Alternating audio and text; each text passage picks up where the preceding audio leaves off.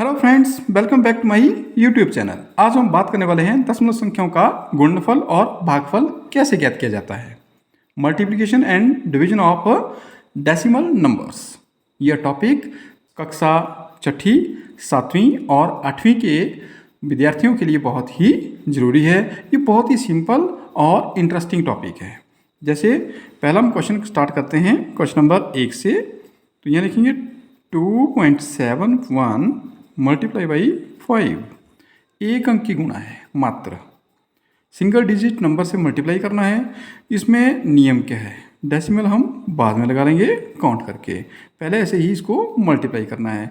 तो इस तरह से सिंपली हम लिख सकते हैं 271, 271 मल्टीप्लाई बाई 5। 5 1 जा 5, 5 7 जा 57 होता है 35 और 3 हो गया कैरी, 5 2 जा 10 और 3 हो गया 13। तो यहाँ लिख लेंगे हम 1355। अब काउंट करेंगे हम डेसिमल के राइट साइड को कितने अंक हैं, 1 2। आप दशमलव यहाँ पर लगा लीजिए, बिल्कुल simple. Second question 43.07 multiply by 100। 43.07 को 100 से गुणा करना है। बहुत ही सिंपल है। इस तरह से लिख लेंगे, दशमलव नहीं लगाएंगे, दशमलव हम बाद में लगाएंगे। अब क्या करेंगे, 1 से मल्टीप्लाई कर दो, उतना ही आएगा। और 2 जीरो हैं, 2 जीरो लगा लीजिए। डेसिमल के राइट साइड को कितने डिजिट हैं, 2 डिजिट हैं। तो हमारा आंसर भी होगा 4307, 4307। बिल्कुल सिंपल।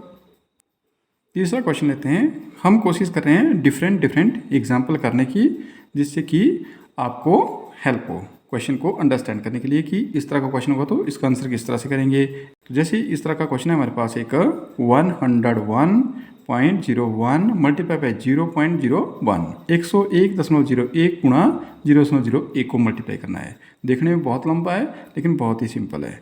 दशमलव हटा लीजिए, मल्टीप्लाई बाई 0.01, 0.01 1 ही लिख लो। तो 1 से मल्टीप्लाई हो रहा है, वही आ जाएगा आंसर भी।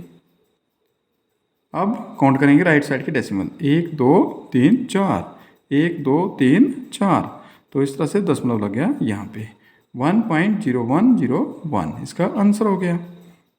One more example, different example, 5.47 multiply by 3.90 answer. तो ये लिखेंगे हम 547 मल्टीप्लाई बाई 39। जीरो का कोई मतलब नहीं है, लास्ट का जीरो कट गया है। तो इसे हम मल्टीप्लाई करेंगे जैसे हम करते आए हैं। यहाँ पर मल्टीप्लाई करने के बाद जो आंसर आएगा उसे हम लिख लेंगे। तो मल्टीप्लाई कैसे करेंगे, 9 7 होता है 63, 6 आ गया, 9 चौके 36 और 6 कितना हो गया 40, 9 5 45 और 4 हासिल है तो हासिल को जोड़ दो, उसमें कितना हो गया 49। मल्टीप्लाई बाई 3 7 जा 21, इनको मिटा लेते हैं और यहाँ लिखेंगे 2, 3 4 जा 12 और 2 हो गया 14। असल जो कैरी है 1, 3 5 जा 15 और 1 हो गया 16। तो इस तरह से हम लिखेंगे 16, 3 1, 9 और 4 होता है 13, 9 और 4 13 और कैरी 1, 6 और 4 10 और 1 11 और 1 यहाँ पर हो गया 2। हमारे पास आंसर आता है 21,313। अब डेसिमल के बाद इसको तो काउंट नहीं करेंगे, पहले ही काट लिया हमने। ये राइट साइड को 1 डिजिट और इसके राइट साइड को 2, तो 3 अंक छोड़ के दशमलव लगा लीजिए, ये हमारा आंसर होगा। बात कर लेते हैं भागफल की, यानी डेसिमल को डिवाइड कैसे करना है। हमारे पास है 14.49 डिवाइडेड बाई 7, 14.49 को 7 से भाग करना है। तो इसमें हम डेसिमल के साथ ही भाग करेंगे, बाद में डेसिमल लगाने वाली इसमें कंडीशन नहीं है। मल्टीप्लिकेशन में हम बाद में डेसिमल लगा सकते हैं। तो यहाँ पर जैसे हम भाग करते हैं वैसे ही करना है। तो यहाँ पर होगा 7 2 जा 14, 7 दूनी 14 होता है। डेसिमल के बाद का जो अंक होते हैं उनकी वैल्यू दसवें में और 100वें में, 10th और 100th पार्ट में होती है। तो इसका आंसर भी 10th और 100th पार्ट में ही आना चाहिए। तो नियम दशमलव के लिए और अब भागफल का नियम वही कि एक बार में केवल एक ही अंक नीचे आता है। तो 7 0 0 अंक उतारने के बाद भाग करना पड़ता है। और उसके बाद आप भाग कर लिए तो आगे वाला अंक फिर से नीचे ला सकते हैं। 7 7 जा 49। भागफल का नियम है, उसे वैसे ही फॉलो करना है। इस प्रकार आंसर आता है हमारे पास 2.07। नेक्स्ट क्वेश्चन लेते हैं 98.53 डिवाइड बाई 100। 98.53 को 100 से भाग करना है। भाग करना है इस तरह से भी भाग किया जा सकता है 98.53 डिवाइड बाई 100। लेकिन भाग करने से पहले भी हम इसका आंसर लिख सकते हैं। कैसे? अगर यहाँ पर 2 जीरो हैं तो 0.2 अंक आगे बढ़ जाएगा। ये तो काउंट नहीं करने हैं, इससे लेफ्ट साइड के अंक हैं उन्हें काउंट करेंगे हम। तो आंसर आएगा हमारे पास, यहाँ डेसिमल लगेगा और ये आंसर हो गया। अगर हम भाग करें तब भी ये आंसर आएगा। 100 से 98 को डिवाइड करो, चाहे 9 को डिवाइड करो। अगर सिंगल डिजिट को डिवाइड करना है नियम के तहत तो 100 डिवाइड बाई 0, यहाँ पर आ गया 9। फिर नेक्स्ट डिजिट नीचे आया, अभी भी 98 जो है 100 से कम है, 100 से छोटा है। 98 इज़ लेस देन 100, तो फिर से 0 से डिवाइड होगा। 0 से डिवाइड कर लिया तो फिर से 98 आया। अब यहाँ डेसिमल है, डेसिमल ऊपर लगा लो, क्योंकि डेसिमल का रिजल्ट, जो डेसिमल के बाद के डिजिट है उनका रिजल्ट जो है डेसिमल के रूप में ही आना चाहिए। तो 500 मल्टीप्लाई बाई 9 हो गया 900, यहाँ गया 85 3। फिर वही बात 8 से मल्टीप्लाई करो, आ गया 800, तो यहाँ पर आ गया 53। डेसिमल के बाद आप 0 लगा सकते हैं यहाँ पे। तो एक बार में 0 तो एक ही आएगी नीचे। फिर 5 से डिवाइड करो तो यहाँ पर आ गया 500, फिर आ गया 3। फिर 0 नीचे आई तो 3 से डिवाइड करो तो आ गया 300, और घटाने के बाद हमारा आंसर यहाँ पर जो रिमाइंडर है वो 0 हो गया।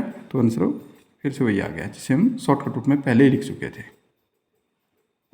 बढ़ते हैं अपने तीसरे क्वेश्चन की ओर, जो कि 2 क्वेश्चन से डिफरेंट है। जो इससे पहले हमने 2 क्वेश्चन किए उनसे बिल्कुल ही अलग है। क्यों? क्योंकि इनमें जिसे डिवाइड करना है उसमें डेसिमल है और डिवाइड जो कर रहा है उसमें भी डेसिमल है। अब इसे करेंगे कैसे? इसको पहले हम इस तरह से लिख लेते हैं 76.5। डिवाइड का साइन है तो बटे के रूप में, अपॉन के रूप में लिख सकते हैं 0.15। इसका मतलब क्या है? इसका मतलब सीधा सा ये है कि 76, इसको बनेगा 765। दशमलव का 1 लगा लो, दशमलव के बाद एक अंक है तो 1 0 लगा लो। फिर मल्टीप्लाई बाई नीचे हमारा 15, तो डेसिमल का 1 लगा लीजिए और डेसिमल के बाद 2 डिजिट हैं, 2 0 लगा लीजिए। 0 से 0 कैंसिल हो गई। अब क्या होगा? 765 मल्टीप्लाई बाई 10 और 15 मल्टीप्लाई बाई 1। आंसर क्या आ गया हमारे पास? 7650 डिवाइड बाई 15। अब हम इसे आसानी से डिवाइड कर सकते हैं। 15 का टेबल लेकर के 15 का पहाड़ा हम 76 के लिए बोल सकते हैं। 15 चौके 60 होता है और 15 पंजे 75। 15 5 जा 75 होता है। हटा लीजिए इस तरह से, 15 1 जा 15 और 0 है, इसको यहाँ लगा सकते हैं। तो इस प्रकार आंसर हमारे पास आ रहा है यहाँ पे 510।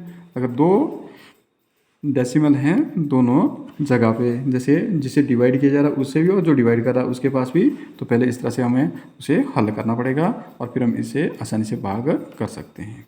तो इस प्रकार हम डेसिमल संख्याओं को मल्टीप्लाई और डिवाइड बिल्कुल आसानी से कर सकते हैं। वीडियो कैसा लगा ज़रूर बताइएगा, लाइक और शेयर करना मत भूलिएगा। Thank you.